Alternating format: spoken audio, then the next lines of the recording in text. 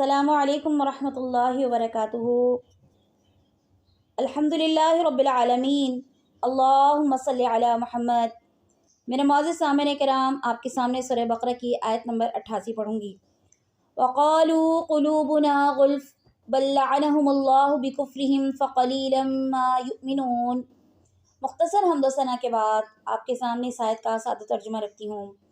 وَقَالُوا قُلُوبُنَا غُلْفٌ، یہود یہ بات کہتے تھے کہ ان کے دل غلافوں میں محفوظ ہیں۔ بل لعنہم اللہ بکفرہم، اللہ کہہ رہا ہے اللہ تعالیٰ نے ان کے کفر کی وجہ سے ان پر بلکہ لعنت کر دی ہے۔ فقلیلا ما یؤمنون، بس تھوڑے ہی ہیں ان میں سے، یہودیوں میں سے کچھ کم لوگ ہی ہیں جو ایمان لے کر آتے ہیں۔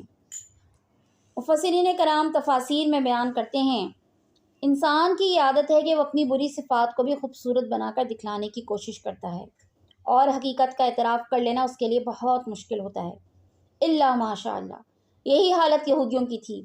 وہ دین اسلام کو برحق سمجھ لینے کے باوجود اسے قبول تو اس لیے نہیں کرتے تھے کہ اس طرح ان کا مذہبی اقتدار خطرے میں پڑ جاتا بلکہ چھن جاتا، مگر بظاہر اسے یوں پیش کرتے کہ ہمارے عقائد اتنے مضبوط ہیں کہ وہ نیا عقیدہ قبول نہیں کر سکتے، یعنی سامنے والے کو مجبور یہ کرتے بتانے پر کہ مائل اس طرح کرتے کہ ہم اتنے مضبوط عقیدے کے حامل لوگ ہیں کہ ہم کوئی دوسرا عقیدہ قبول نہیں کر سکتے۔ اللہ تعالیٰ نے ان کے اس دجل اور فریب کا راز کھول دیا اس آیت میں۔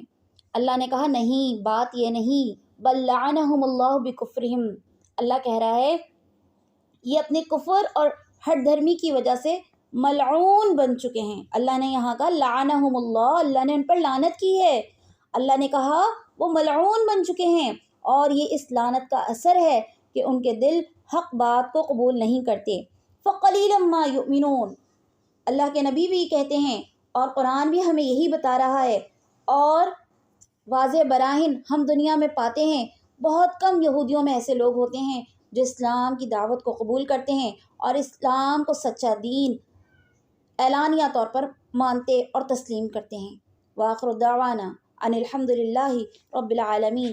السلام علیکم ورحمۃ اللہ وبرکاتہ۔